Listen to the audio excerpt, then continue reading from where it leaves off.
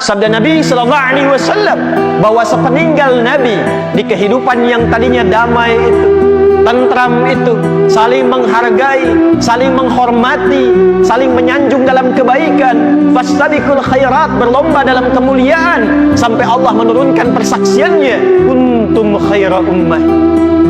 Jika ada umat yang pernah berkehidupan di bumi, maka umat inilah yang pernah hadir di bumi dengan keadaan yang terbaik. Kuntum khaira ummah ukhrijat linnas, kalianlah umat terbaik yang pernah dilahirkan berkehidupan di muka bumi. Damai, tentram, saling menghormati, membangun kota, membangun masyarakat, membangun bangsa, memberikan inspirasi, sehingga setiap orang yang ditanya, di mana ada orang baik, tempatnya di sana Al-Madinah Al-Munawwarah.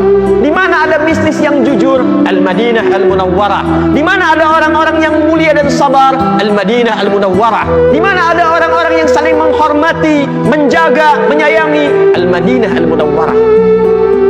Sepeninggalku, kata Nabi, keadaan itu mungkin berbeda.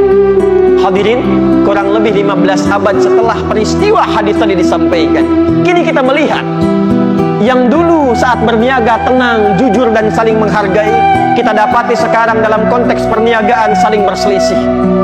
Bukan hanya beda pendapat, tapi ada yang bahkan saling menyingkirkan, menyungkurkan, mencelakai, dan mirisnya di antara pelaku itu mengaku dirinya sebagai muslim, dan ironinya mengaku sebagai umatnya Nabi Muhammad SAW.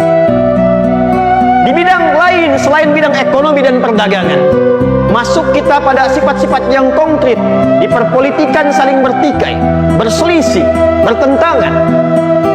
Masuk di bidang lain, bahkan yang paling miris, dalam konteks beribadah pun kita mendapati saling pertentangan, saling mencela, saling merendahkan. Hanya beda bismillah, yang satu jahar, yang satu sir. Yang seharusnya kita bisa belajar riwayat dari itu dan saling menghargai, tiba-tiba bahkan saling bertentangan dan saling mencela satu dengan yang lainnya. Hanya karena beda, yang satu kunut, yang satu tidak kunut, dan masing-masing mengatakan muslim, bahkan bisa melahirkan celaan, perselisihan, bahkan tuduhan satu dengan yang lainnya. Bahkan puncaknya ada yang saling mengklaim dengan nilai-nilai kemuliaan, dan dalam saat yang demikian masih mengaku umatnya Nabi Muhammad SAW. Maka saat dihadapkan pada era yang demikian, dalam konteks beribadah terlihat ada perselisihan, dalam konteks berkehidupan terlihat ada celaan-celaan yang sepatutnya tidak dilakukan, dalam konteks berniaga terlihat bahkan ada perselisihan yang bisa saling menghancurkan. Bagaimana petunjuk Nabi mengatasi hal demikian?